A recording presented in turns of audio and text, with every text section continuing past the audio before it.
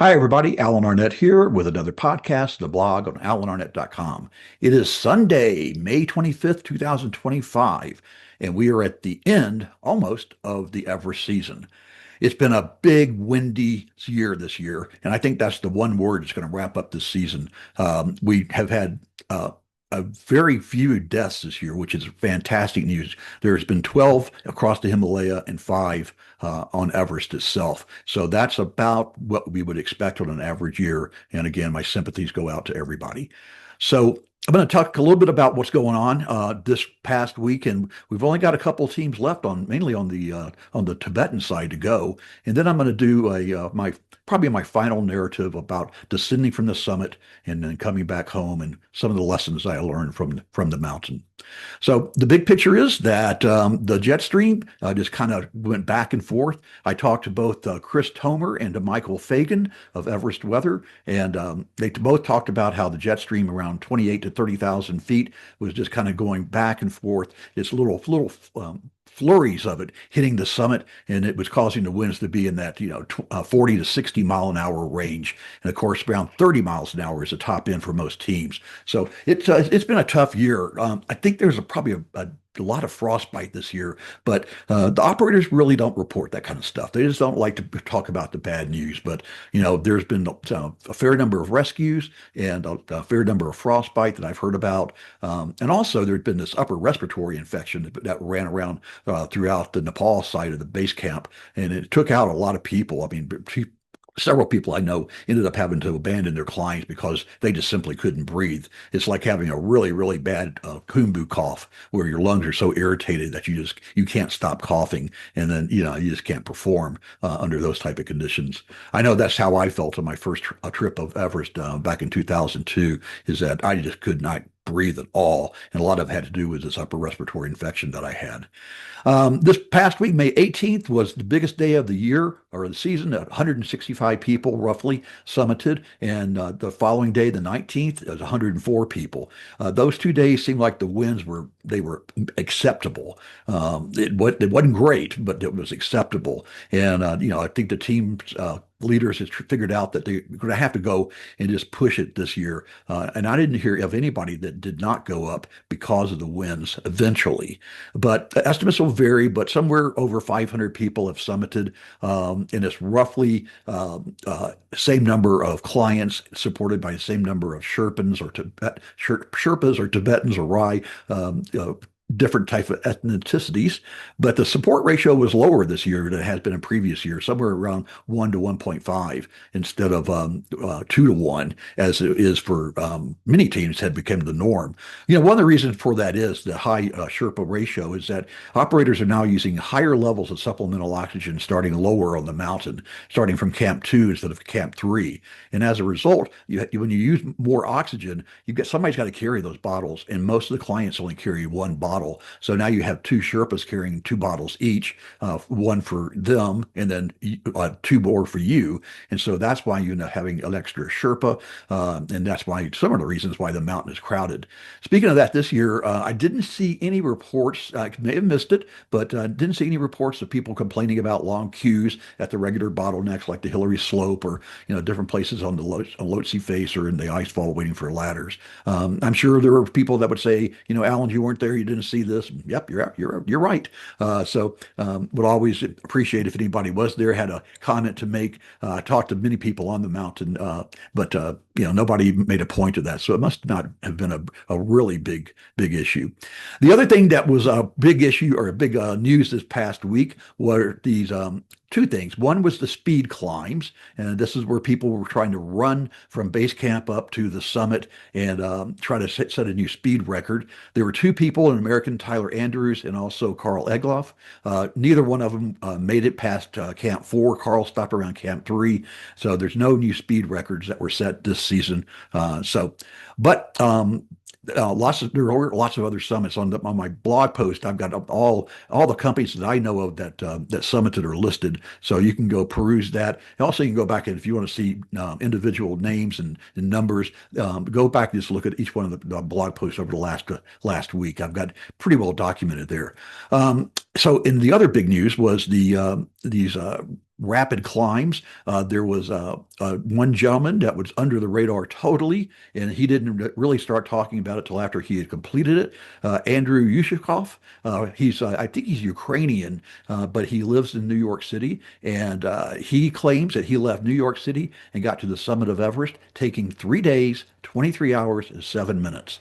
He was supported by five Sherpas from elite expeditions, and so if that's true, and I don't know how we're going to verify this because I haven't seen anybody that said they saw him, but I'm sure there'll be some more investigation to come out. Maybe I'll try to get him on a podcast or something and talk to him. But nonetheless, if this is true, then he set the record for the fastest Everest expedition in history. Of course, we had the xenon-powered team of Garth Miller, Alistair Carnes, Anthony Stacker, and Kev Goodington. All right, all you Brits are going to just give me hell for mispronouncing all these names. Sorry about that. No disrespect intended. I just am not very good with names, as you know. But nonetheless, they were on the Xenon stuff with Lucas Frutenbach, and they had pre-acclimatized using, I think they said somewhere around 500 hours in a hypoxic tents prior to going. And then 2 weeks ago, they spent 30 minutes inhaling a low level of xenon to help build the red blood counts. And so they did it. They went from London to the summit of Everest and back home in 1 week. So they did it from a Friday to a Friday, I think. So, but at this point, I don't think it's something that's going to be replicated largely. Number one, xenon gas is very expensive. Lucas charged $150,000 to each one of these guys to do this. So, there's a limit to how much people are going to pay for this. Also, it's not clear to me that, the secret sauce was the xenon. These four gentlemen were ex-UK military. They were in unbelievably sound shape. They had trained hard. I don't know what level of oxygen they used and when they started it, but they definitely used supplemental oxygen. And the high altitude physiologist and doctor and Everest summiter, Dr. Peter Hackett, he did an interview with NPR on the 18th. And I think his kind of the money line here is that he said that more importantly, they're using oxygen on the climb. And that's the most helpful thing that any climber can have. Use oxygen. So it's hard to tell if there's really any additional benefit from the xenon. I think Lucas is kind of seeing that there may be some unintended consequences here. He made an excellent post talking about this, saying that, talking about, the 7 day climb and the different techniques that they use, the acclimatization, real-time medical monitoring, the xenon technology, etc. But he also went on to say, don't try to replicate this without the safety net, that you need medical supervision if you're going to be using something like that. And he goes through and lists 4 or 5 things that people should pay attention to. So I appreciate him, talking really about the upside and the downside of that. So good on him. Let's see. Also on the Tibetan side, Lucas had teams on both sides. Yeah, I think he had 3 teams on both sides, so 6 people in total, plus the Xenon team. The Klambaya, they got people on the top on the Tibetan side, as did Imagine Nepal. So at this point, Adrian Bollinger with Alpenglow is one of the only teams that's left on that side, and also another friend of mine, and Jason Weiss. He's given me some really nice pictures up there. But he sent me a message this morning, and he said, "Greetings from Camp 2, 25,200 feet. Feel good. Oh man, we're getting nuked by the wind all day long, nonstop, 8 hours in a row, 50-mile-an-hour gust. Everything's covered in ice." He said, summit day tomorrow is going to be brutal. Actually, they're going to go up on the 27th. So, yeah, they're going to probably move now to Camp 3 and then launch their summit bid from there in summiting on the morning of the 27th. But he ends it by saying the tents are hanging on for dear life. So, oh my gosh, Jason, I can just imagine that. I've been up there before, like at Camp 3 on the Lhotse Face when the winds were just howling, and it's an interesting time, as the Chinese would say. Okay, well, that's it. We got a few more climbers that are going to summit. Hopefully, they will have good weather, good winds. They're cleaning out base camp now and packing up and going home. A lot of teams have already left and cleaned out their base camps and left. So, overall, it's been a pretty good season. I'll do a couple more, maybe one more podcast and a couple of posts that'll keep everybody updated. But for now, let's move to the narrative. It's about I'm at the summit of Mount Everest, just summited. Talk a little bit about that, and then we're going to descend and climb down and go home together. Thanks as always for listening. I pulled the hood back from my head, looked around. There was Kami, standing up, just staring at me. I smiled at him. He smiled back. We had done it. We had summited Mount Everest together. I glanced around at all the other people on the summit. They're hugging, slapping each other on the back. Everybody's in a great mood, but it's cold. Kami looked at me and nodded. I knew what he meant. It was time to go. As I stood up, I took one last 360-degree circle to look in every direction from the top of the world. I felt good. I felt like I had accomplished something. And I had accomplished my main goal of honoring Ida Arnette, raising awareness, and hopefully raising money for research. The last thing in the world I want is for another family to go through what we did. I took a step downhill and another, found the fixed line, clipped my Jumar on, a carabiner in front, something I had done seemingly hundreds, if not thousands of times over the last several weeks. And I walked and I walked. Kami just ahead, much more relaxed now than he was going up. I think he was relieved that we had summited and that the winds had not hit us unexpectedly. But it was breezy, so we kept going. Over a little hill, down, up a little hill, down, until we got to the top of the Hillary Step. I ambled my way over that big old rock, looking like a lost turtle, or maybe a monkey. I don't know, wasn't very graceful, but I did it. Kami is ahead. He gracefully descended the Hillary Step. Took him maybe 30 seconds. He's amazing. Stayed clipped into the fixed rope. I began to turn into the Hillary Step so I would climb facing in and go down. I looked down at my feet. I looked down at my crampons, trying to find a little spot, just a little niche that I could put the front points of my crampons in. I held onto that fixed rope like it meant my life, and it did. All of a sudden, though, I felt that I couldn't breathe. It was like my mask had collided. It had just imploded on my face. I knew what had happened, though, that the ice had formed in the regulator, or maybe it was in the tube going up from the mask from the bottle. I looked at Kami. Kami looked at me. I pointed at my mask, and I shook my head. He understood exactly what was going on. I also was able to get down quickly. I don't think it was very graceful either, but I was down at the bottom of the Hillary Step. Kami walked over to me, balled up his hand in a big fist, and just bam, hit my mask. Fresh, cool air started flowing again. It wasn't very pretty, but it sure was effective. I was breathing the supplemental oxygen, life-saving oxygen once again. Took another deep breath, and that was close, I thought to myself. From the Hillary Step, we took a few more steps. We got to the Cornice Traverse, that sidewalk with area that drops off 10,000 feet into Tibet and 8,000 feet into Nepal. What's funny about that is, years later, I have no memory of walking across that. I barely remember going across in the dark. And I thought at the time, what's this going to be like? I go back in the light on the descent. I don't really like those things, but somehow or another, my mind coped with it by blocking it out. I guess that's what we do sometimes to survive. Got to the base of the South Summit, and I remember having to go climb down it. I remember at the time thinking, you got to climb back up it. Well, now's the time. I began climbing up the Hillary Step, the South Summit, clipped into the fixed line. Take a step. Short, simple steps. It didn't take very long. Now I was back on the top of the South Summit. Man.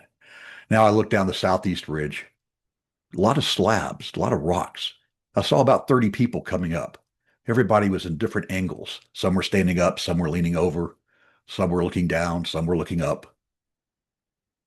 I looked at Kami. I said, "Thank you for getting us ahead of everybody earlier this morning." He nodded. We began to go down. I passed Dave Hahn coming up. "Good job, Alan." "Thanks, Dave.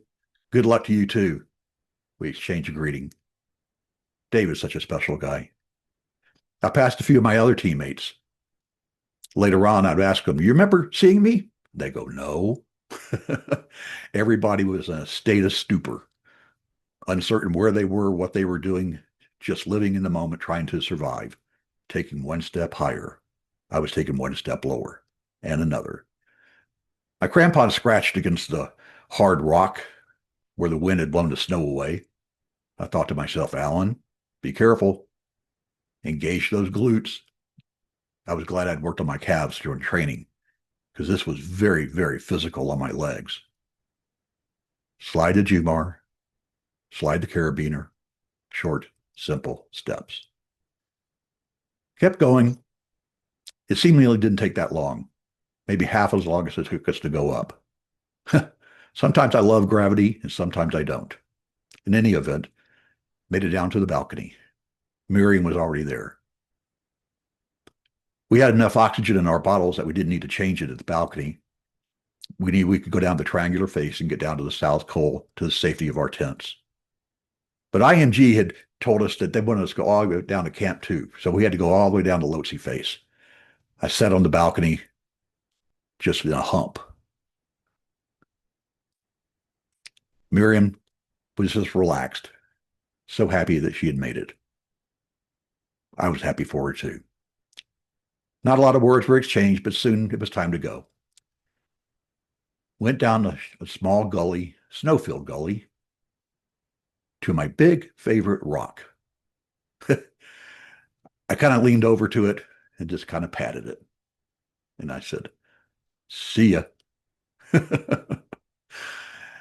It was such a good feeling knowing that I had not turned around this time at my big favorite rock like I had the 3 previous times. But I was tired. Oh, I was tired. My legs were hurting. My back was hurting. It was okay. I didn't have to breathe very hard. The O's were working. I wish I was one of those people that didn't have to use it, but I'm not. That's okay. I'll take whatever anybody says about me. I know what I did, and I know why I did it. Why? That's the most important thing. Continue down the triangular face. This time it was broad daylight. I looked down just before we got to the South Col, looking to the climber's left, to my left. I wanted to see if I could spot Scott Fisher's body. Supposedly it was over there. I didn't see it. Probably for the best. Eventually the mountain relented and it became pretty flat. Got to South Col. Found my tent, where my sleeping bag, my pad, a few other things I'd left there. I turned around and just did a belly flop right into it on top of my sleeping bag. I knew I shouldn't fall asleep. Kami said, don't go to sleep, whatever you do. I said, okay, as I drifted off. I probably didn't sleep more than 15 minutes. I probably could have slept 15 hours if Kami had to come back over. Alan, come on, let's go. I tell you what, he was really managing me, and I needed it. Loaded everything up into my backpack. Of course, Kami wouldn't let me carry very much, treating me like a 3-year-old.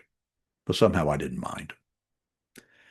We headed away from the tents to the South Col, knowing the other Sherpas would pack up all the tents and leave the mountain clean, at least for what we did, leave the mountain as clean as we can. Walked along the flat section, heading over to the top of the Geneva Spur. This was the area that I was coming up. I had ripped the seat of my down suit. Feathers were flying out. There was another group there. They were videoing it. So I'm sure they got a picture of this American with goose feathers flying out the seat of his pants. It must have made somebody laugh back home when they saw that. I didn't laugh. I needed those feathers. Ambled my way down the very rocky Geneva Spur. And again, the trail's pretty flat over to the yellow band. I remember in my first time on Everest, I was so exhausted that I turned my Jumar backwards in order to go down the yellow band. So if I did fall, I wouldn't fall very far. This time I was still very tired, but I didn't have to use that type of an aid. I scraped my crampons against the rocks and eventually got to the snow again of the Lhotse face. Kept going, turned right, heading down to Camp 3. I thought to myself, maybe I could spend the night at Camp 3. That's the good news. Bad news was there's no tents at the Camp 3. They had moved them all up to the South Col. My hand was played. I had no choice. I sat down in one of the pits of the abandoned tent platform, and I started to close my eyes. Alan, don't do it, stop. Kami lectured me again. I opened my eyes really big. I looked at him. I said, okay, all right, I know. Let's just get down. Oh, this next section. I don't think I'd ever been as tired as I was. It was just one step after another. I stumbled. I mumbled. I ambled. But I kept going. Started telling myself, if you're not moving, you're losing. I don't know where these things come from. Must have been a lack of oxygen. Oh, another step. Another step. Slide the Jumar, move the carabiner. Short, simple steps. Kept going, got to the steeper part of the lower Lhotse face, and I could see the Bertram, that big crack at the bottom of it. There was a ladder I had to go across. Oh, great, another ladder. Made my way across the ladder, remembering to stay clipped in on both sides. Started heading down the western combe towards Camp 2. The angle I could feel when I went up it. This time it felt like more flat, and I was so happy. I was tired of the uphill. I was ready to get to my tent. This time I knew the next pit stop, I could really go to sleep. Off in the distance, I saw two small dots. All of a sudden, one of them waved. Kami waved back. He turned around and looked at me and said, cooks. It was our Camp 2 cooks, bringing hot lemon in one of those big old colored red daisy jugs of hot tea. Namaste, way to go, congratulations, namaste. Hugs around all again. I felt a little bit better. The hot tea tasted so good. Lemon tea. I hadn't had very much to drink for the last 24 hours or eat, but somehow I wasn't hungry and I wasn't thirsty. I was just tired. I was exhausted. So I continued on to Camp 2, letting my pace slow. Kami knew I was safe at this point, so he kind of went ahead. Got back to Camp 2. Luckily, the IMG camp was at the top of the rock gully that defined the Camp 2 area. I crawled into the tent, took my crampons off, took my boots off, took my down suit off. I stank. How can you sweat that much when it's 20 degrees below zero? I don't know how geese do it. I unzipped my bag, now just in my base layer, merino wool. Did a great job keeping me warm. Too warm, maybe. Closed my eyes. I drifted off into a deep, hard sleep. I was probably snoring when Jay arrived, my tent mate. But I didn't care. Nobody cared. Everybody was asleep, exhausted from our 24-hour marathon to into the top of the world. I'd been moving for, I don't know, 15, 16, 18 hours. From the South Col to the balcony, to the South Summit, to the summit, spending about half an hour, back to the South Summit, back to the balcony, back to the South Col, down the Lhotse face, and now here I am, at Camp 2. I heard some pans being beaten. It was a cook saying the dinner was ready. I really didn't want to go, but I knew I needed to eat. So I walked over, wearing my down booties.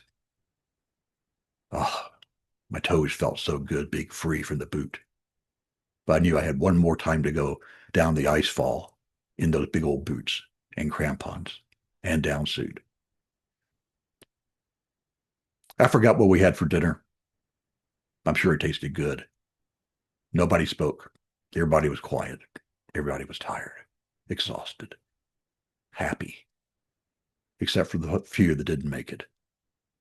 They had a 1,000-yard stare in their face.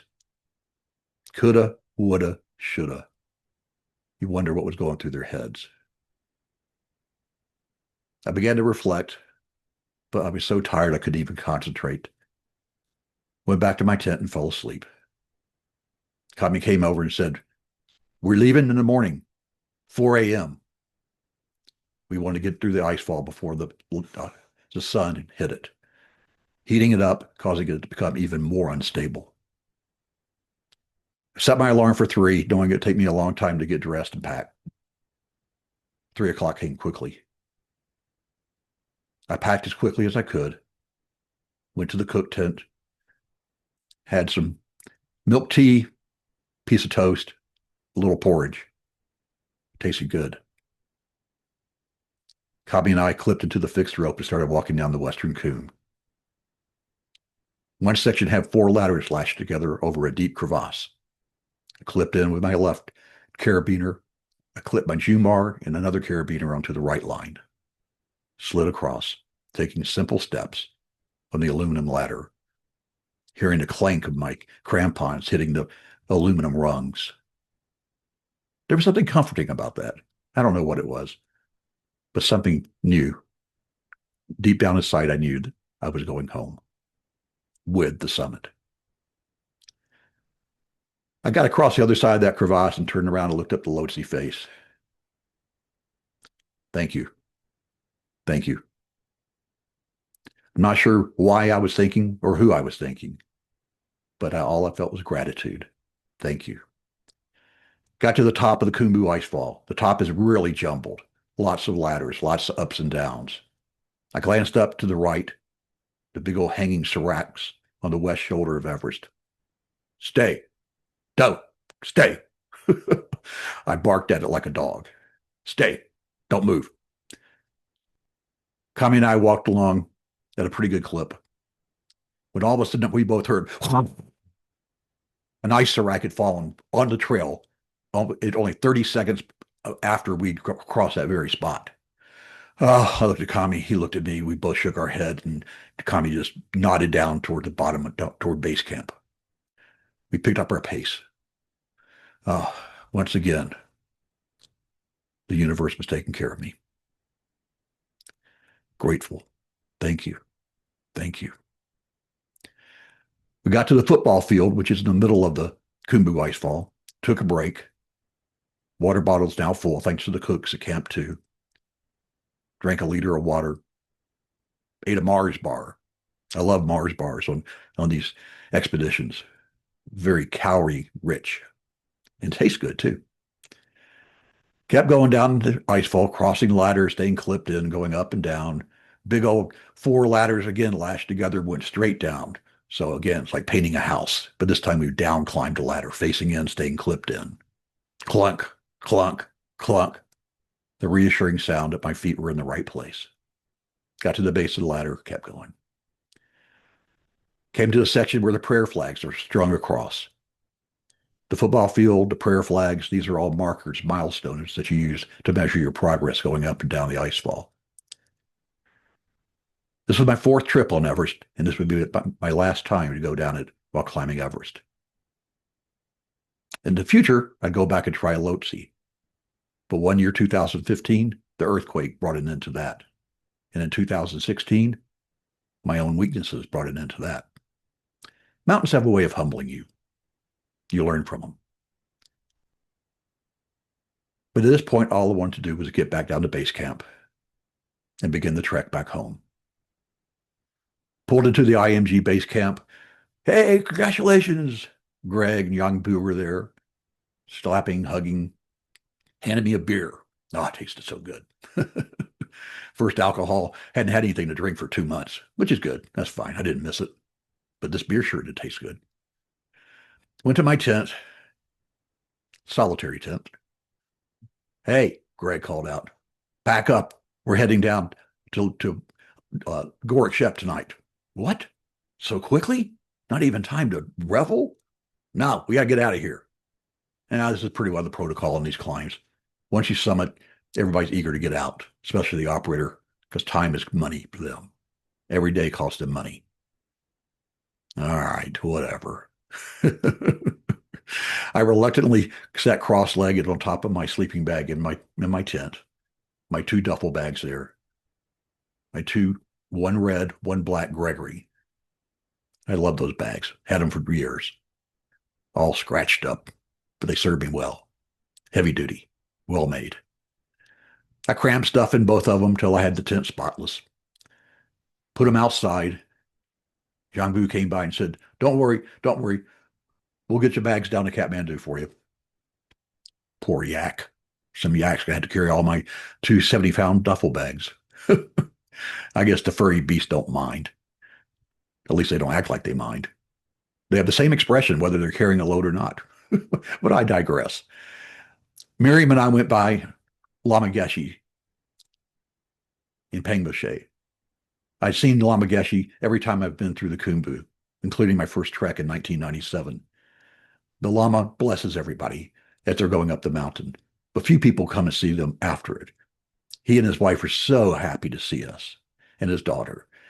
We sat down, and through the translator, because Lama Geshe didn't speak anything but Tibetan, he asked how our trip was, were we safe, hold up our fingers, look at our toes. We all smiled and laughed together, butted heads. I miss Lama Geshe. He died a few years after that. He was the type of a man that when you shook his hands were incredibly warm. And I don't think it was a temperature. I think it was his heart. I think it was his soul, his essence. Lovely, lovely human being. Miriam and I continued down, Jay as well, stopping in the various villages and tea houses, going much faster this time than we did. Oh my gosh, we were acclimatized and we were strong and we were moving. Got back down to Namche, headed back to Pakding, eventually to Lukla. Did the Lukla hang, sort of like the Calhetan hang when you're doing Denali, waiting for the skies to clear, waiting for us to go in the little puddle jumper, fly back 30-minute flight to Kathmandu. Got there. I immediately started working the phones to see if I could change my airline reservation to get back home as soon as possible. Took a long, long hot shower.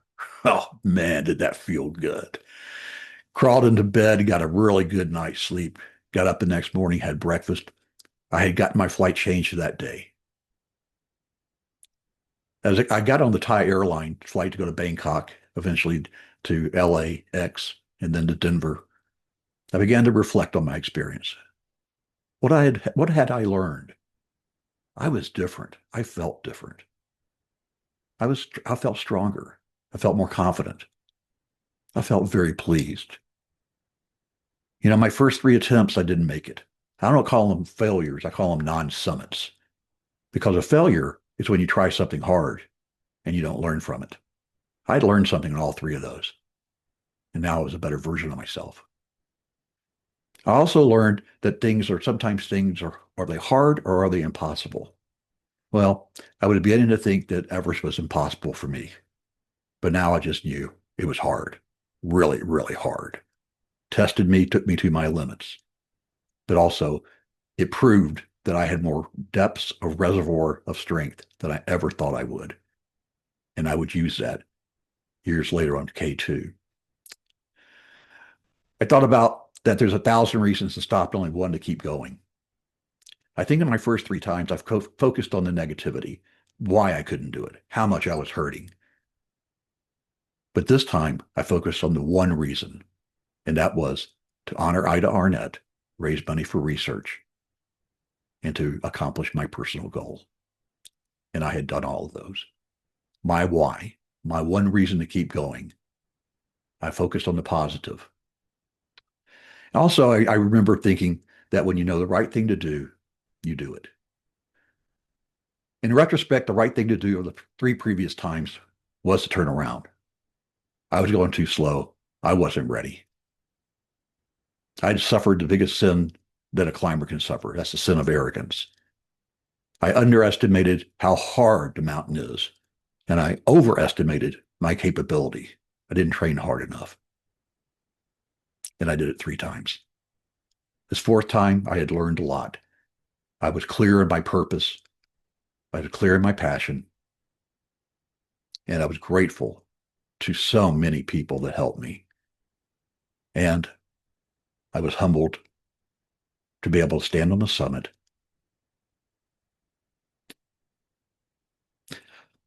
and to honor Ida Arnette. Climb on. This is Alan. Memories are everything.